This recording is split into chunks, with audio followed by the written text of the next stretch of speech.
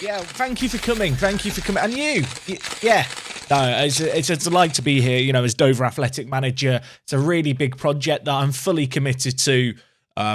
It's a club that's got great progress to go forward, and I'm leaving my comfort zone a little bit. We've gone back down the league. We've never been here before. Sorry, this is important. I'm really sorry. Hello? Sí, señor. España? I really like sun. There's lots of sun. I got told it was going to be sunny here, and it is bloody miserable in Dover. I'll be on the next plane. Sorry, chaps. Spain's called. I won't be managing Dover. I'm really sorry. I can't pass up this opportunity. So yes, everyone, we are back here for a new Football Manager adventure. And first and foremost, I'm sorry, Dover fans. Yes, I know there's loads of Dover fans who are buzzing for this series. You were so excited. I'd like to think there's a decent chunk of people sat here right now thinking, thank God he's not doing another save in England. I don't need another one of those. I get you. So we're going lower league elsewhere, and we're going, of course, to Spain. Now, I've never managed below the top tier of Spain, so this is going to be a completely new learning experience for me. I'm sure there's going to be little bits that differentiate this from a similar save in England.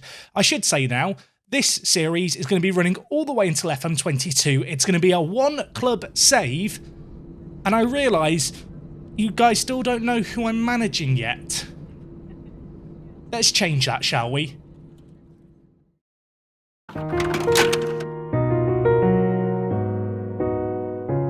Founded in 1913, Racing Santander would be one of the 10 founding members of La Liga for the league's first season in 1929. That season, Racing finished last, but after beating Sevilla in a relegation playoff, they bounced back, with their best ever league finish just 2 years later, as in 1931 they'd finished second behind Athletic Club Bilbao on goal difference. At this time, the team was managed by Robert Firth, one of 3 English managers Racing has had in their entire history. Sadly, in the century since, the team has never got closer to being crowned the best team in Spain. The early 2000s were difficult for the club as they battled to stay in La Liga before having some of the most fruitful seasons in their history. In 2008, a 6th place finish in La Liga secured a UEFA Cup spot, whilst domestically they would progress to the semi-finals of the Copa del Rey. The following summer, manager Terrell left ahead of the European campaign that saw them battle against the likes of Manchester City and PSG. Not for the first time, the Spanish underdogs would miss out on success due to goal difference, as the French side pipped them to a knockout spot. This period of progression was short-lived, as Racing would slide down the league whilst their financial troubles worsened. In 2011, Indian business tycoon Hassan Al-Sayed purchased Racing to Santander. His first action, to immediately fire the first-team coach. 18 months and 4 managers later, the side were relegated to the second tier of Spain and officially filed for bankruptcy with a debt of over €50 million. Racing would be relegated for a second successive season, as off the pitch the club's crisis continued despite ousting Sayed. Attendance has plummeted and the team was imploding from within. 2014 came with its own challenges. Racing players refused to play the first 20 seconds of a cup game against Almeria in a protest over unpaid wages. During the same match, fans stormed the director's box as tensions boiled over. Amazingly, the team managed to beat the opposition and set up a fixture versus another La Liga team in Real Sociedad. What should have been a fairy tale cup run met an abrupt end, when as the game kicked off, the Racing players lined up around the centre circle, linking arms, refusing to play after 3 months without pay. The match was abandoned in front of a stadium full of supporters who sided with the players, applauding and showing their support for the move. The club would be promoted back to the Segunda Division in 2014, but remained on the brink of extinction. Facing liquidation after 102 years of history and with a deadline approaching to raise the funds needed to keep the club alive, fans banded together to buy shares, becoming part owners, and by April 2015 the club's survival was confirmed. But on the pitch, Racing were relegated back to the 3rd tier.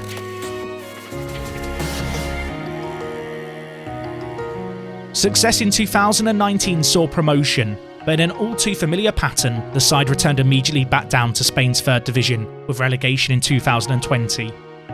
After years of struggle, the ownership have decided to try an old approach, instating their first English manager in 85 years and the fourth in Racing's history.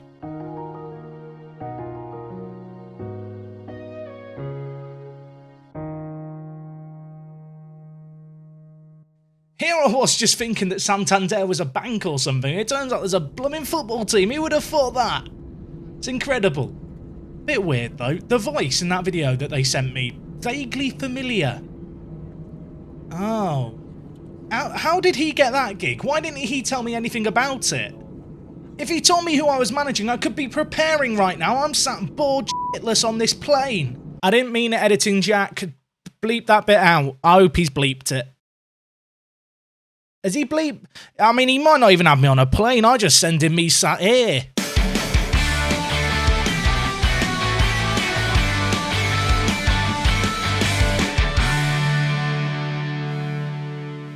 Okay, I now feel like we really are starting the episode, but I hope you enjoyed that intro. A lot of effort went into that over the last week. What I would say is, if you've got to this point in the video, if you're here and you're excited for what's to come, drop a like on the video. Let's feed the YouTube algorithm, because inevitably there's going to be one guy called Steve who wanted a Dover save, and he's clicked off already. He's left us. He's ruined the analytics. They're in the bin.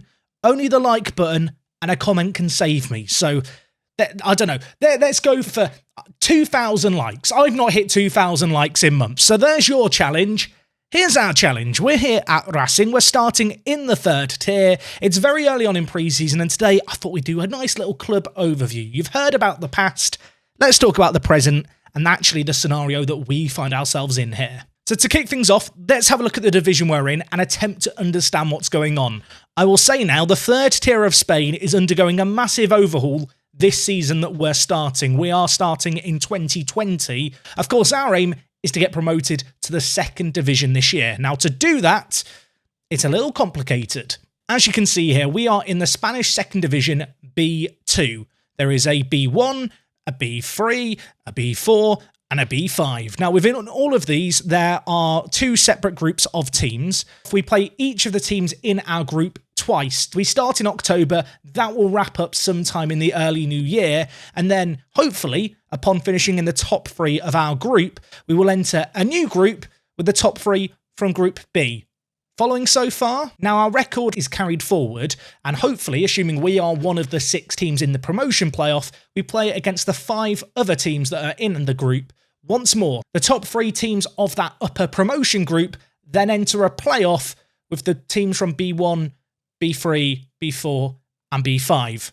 And then from there are 2 rounds of playoffs to get through. 4 teams get promoted at the end of it. The long and short of it is, there's 3 different phases to the season. We need to finish top 3 in the first 2 of those, and then when we get to the playoffs, you just win 2 two-legged games, and hey presto, you're promoted.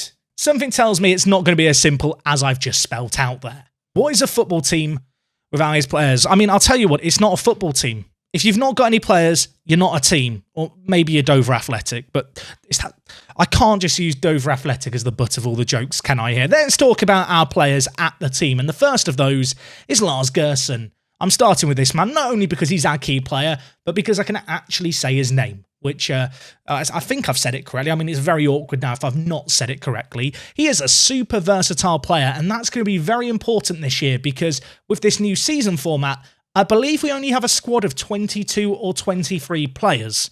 Long-term view, as you know, I like a squad of 30, so this is going to be a real struggle this first year. Lars, though, super versatile, and he was signed on a free from Norrköping, of all places. Of course, we have a save game going on in Sweden. It's on Twitch. If it's your first time watching here, every weekday, we're live, twitch.tv/WorkTheSpace.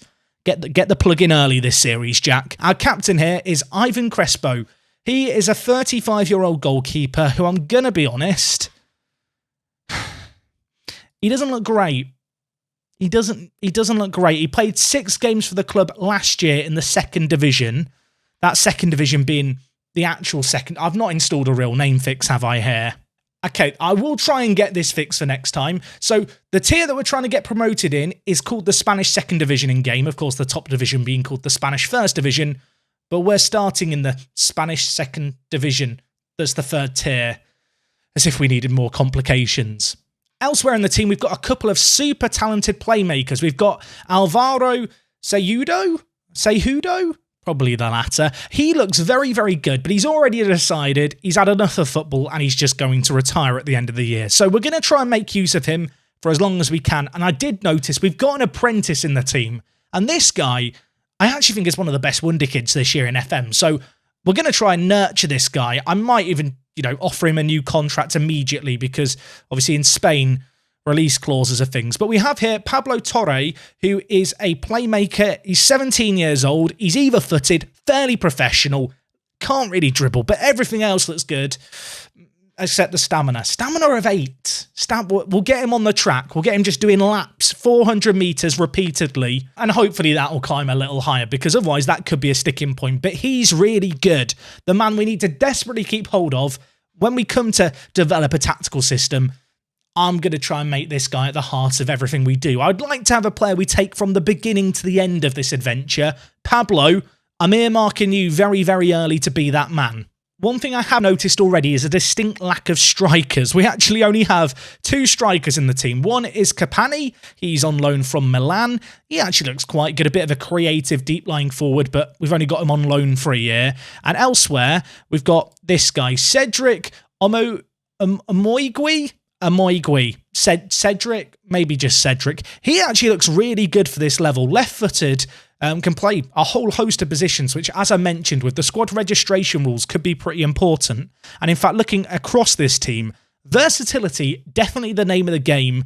Definitely a few gaps, though, that we're going to have to look to deal with in the market. And I guess thinking about that, what kind of money have we got here at the club? So we've got £500,000 in the bank. We've got a transfer budget of £51,000. Our wage budget, we are right up against, only £400 free. I think given the wages that our players are currently on, that could be a little bit of an issue if we want to try and sign anyone new. Loans may be the aim of the game. Okay. £7.75 million of debt. That's a lot of debt to pay off over the next 3 years. We're going to be paying £230,000 a month. That could make the first few seasons here really, really difficult. But actually, that should be quite nice. And I realise we're talking about how difficult the first few seasons could be because of that debt. That's a lot of money to pay off. What are the expectations? So they want us to get promoted by winning the league, and they do want us to work towards repairing the financial damage at the club. That's quite a lofty first season ambition, if I might say so myself. As I mentioned, there's all these groups and all these teams. Only 4 clubs are actually going to get promoted this coming year. This series could end sooner than I would like to if we were to get sacked. I'm just sat thinking about it. Imagine if I actually got sacked. What would I do? Mate, Dover save?